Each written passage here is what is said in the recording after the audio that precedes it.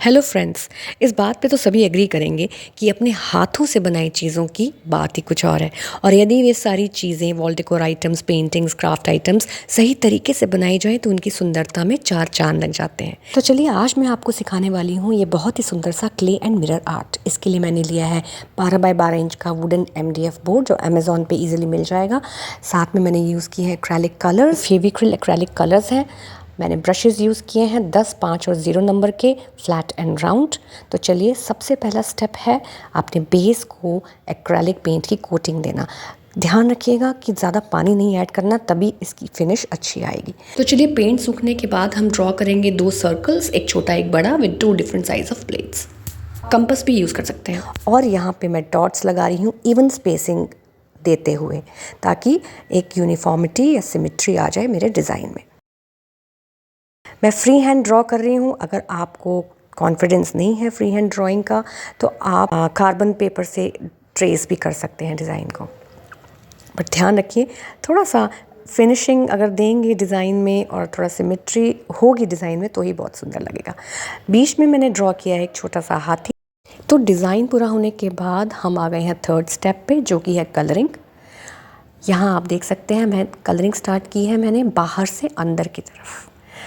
और कलर करते समय 2-3 और बातों का ध्यान रखना है।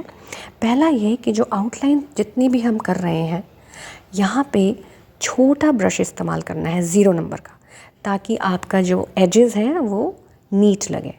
और दूसरी बात, आपको ज़्यादा पानी नहीं लेना है ब्रश में, कम पानी लेंगे ताकि आपकी जो फिनिश है कलर की वो अच्छी लगे। सो इतना पानी लेंगे कि आपका ब्रश चल सके। और तीसरी जो बहुत इम्पॉर्टेंट बात है वो ये है कि इस चीज़ का ध्यान रखें या एक ऐसा माइंडसेट लेके चलें कि आपको जो काम करना है वो पहली बार में ही सही करना है। ऐसा नहीं कि गलत हो जाएगा तो आप इसको वाइट कलर से या किसी और कलर से रेक्टिफाई कर लेंगे। ऐसा नहीं करना है, क्योंकि इससे आपका एक तो टाइम ज़्यादा लगेगा और आप थोड़ा सा फ्रस्ट्रेट भी होने लगेंगे। तो कोशिश करिएगा कि आप एक ही बारी में सुंदर और सफाई से काम करें। तो ज़्यादा टेंशन लेने की ज़रूरत नहीं है, बट सफाई से काम करते चले जाएं। तो देखिए हमारा ऑरेंज कलर भी हो चुका है। अब मैं स्टार्ट कर रही हूँ येलो कलर, यानी कि पीला रंग। और आप देख रहे होंगे कि जैसे ही हमने येलो कलर ऐड किया है इसकी ब्यूटी एंड ब्राइटनेस दोनों बढ़ गई है।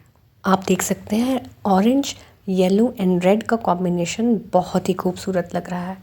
तो अब मैंने ऐड करना शुरू किया है ग्रीन कलर।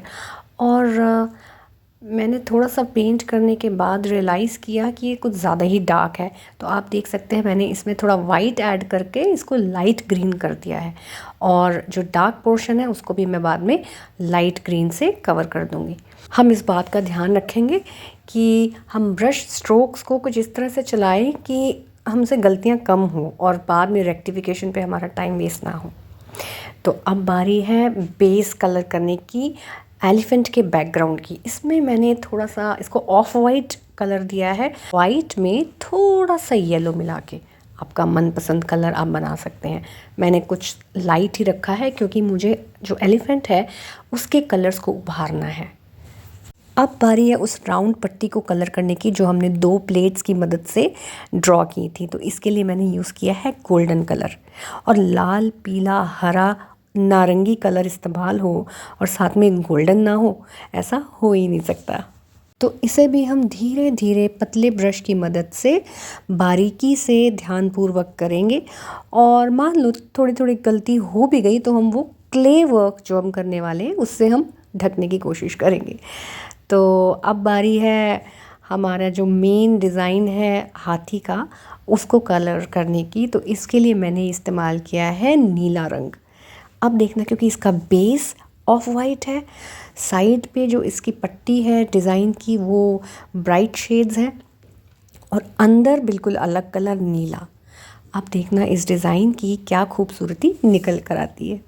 देखिए आप यदि किसी आर्ट फॉर्म को, स्पेशली जिसमें आप अपने हाथों से कुछ बनाते हैं, यदि आप उसको अपनी हॉबी बना लेते हैं तो आपके जीवन में कुछ बहुत ही अद्भुत चेंजेस होने लगते हैं। आप ना केवल काफ़ी रिलैक्स्ड फील करते हैं बल्कि आपके अंदर एक अलग ही लेवल का कॉन्फिडेंस भी आ जाता है। तो आप देख सकते हैं नीला रंग पूरा हो चुका है। अब मैं ऐड कर रही हूँ मैरून और येलो।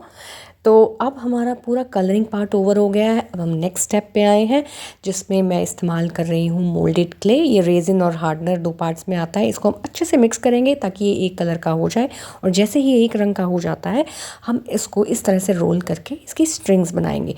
ये बहुत ही क्रूशियल काम है, क्योंकि एक्चुअली में जो क्ले की फिनिश आने वाली है वो डिपेंड करेगा आप किस तरह से यूनिफॉर्मली इसको रोल करते हैं। तो मैंने वुडन बेस के ऊपर इसको रोल करना शुरू किया है। सेम मैंने छोटा सा ये वुडन पीस लिया है MDF बोर्ड का। आपके पास अगर कोई कार्डबोर्ड है तो आप कार्डबोर्ड भी इस्तेमाल कर सकते हैं, बट ये बहुत ज़रूरी है कि ये एक जैसी थिकनेस का हो, कहीं से मोटा कहीं से पतला ना हो, यूनिफॉर्म हो, तभी इसकी फिनिश अच्छी आएगी। देखिए आप ग्लू लगाएंगे, पहले मैं फेविकोल यूज़ कर रही हूँ, और इसके बाद आप इस तरह से इस पट्टी को इसके ऊपर चिपकाने लगेंगे। ध्यान रखिएगा कि आपको दबाना नहीं है, आपको सिर्फ उसको रखना है उसके ऊपर, और जहाँ जो जैसी शेप देनी है वहाँ से आप उसको थोड़ा सा प्रेस कर लेंगे। जैसे कि ये लाल तिकोने आप देख रहे हैं, इसके ऊपर मैंने क्ले रख के ऊपर से इसको थोड़ा सा नुकीला या तीखा बनाने के लिए मैंने उसको दबाकर एक शेप दे दी है। देखिए ये जो क्ले के ऊपर मैं डिज़ाइन दे रही हूँ, ये मैं एक्चुअली 15-20 मिनट के बाद दे रही हूँ। ये क्ले को रखे हुए 15 मिनट हो चुके हैं, क्योंकि उस 15 मिनट में वो थोड़ी सेटल हो जाती है और इतनी सॉफ्ट नहीं रहती कि अगर आप उसके ऊपर कोई डिज़ाइन बनाएं और उसकी फॉर्मेशन ख़राब हो जाए। तो मैं तो इसको इसी तरह से करती हूँ ताकि जो भी मैं डिज़ाइनिंग ऊपर बनाऊँ, जो उसकी फॉर्मेशन है वो ख़राब ना हो। अगर बहुत सॉफ्ट होगा तो वो बहुत जल्दी बिगड़ने लगता है।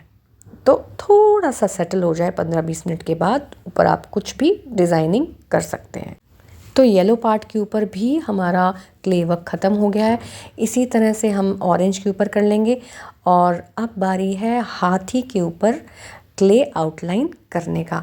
ये बहुत इंटरेस्टिंग लगता है मुझे, क्योंकि इसमें आपको क्ले की यूनिफॉर्मिटी बनाए रखनी है, और धीरे धीरे जहाँ जहाँ आउटलाइन पे आपको क्ले रखना है आप वहाँ पे पहले फेविकोल लगाइए और इसको एक धागे की तरह घुमाते रहिए। देखिए कोई भी आर्ट वर्क करने के लिए पेशेंस की बहुत ज़रूरत होती है, क्योंकि हो सकता है पहली बारी में जैसा आपने एक्सपेक्ट किया है वैसा बन के ना आए, तो आपको पेशेंस लूज़ नहीं करनी है।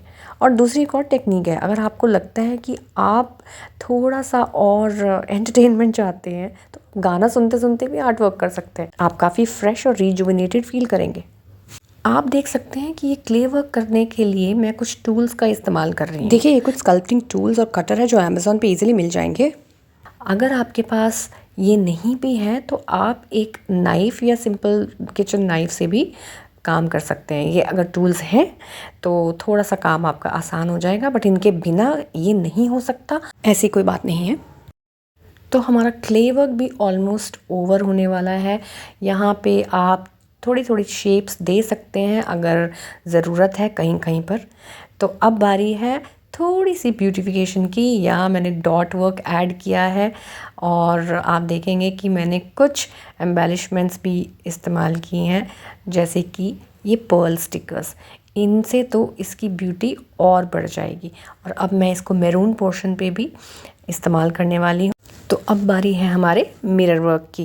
अब मैं आपको आगे बताने वाली हूँ कि मिरर मैंने कहाँ कहाँ कैसे कैसे लगाए हैं। लाल पोर्शन पे मैंने लगाए हैं राउंड मिरर्स, येलो पे मैंने लगाए हैं डायमंड शेप, और ग्रीन के ऊपर लगाए हैं ड्रॉपलेट्स, और यहाँ साइड पट्टी पे लगाए हैं मैंने आई शेप्ड।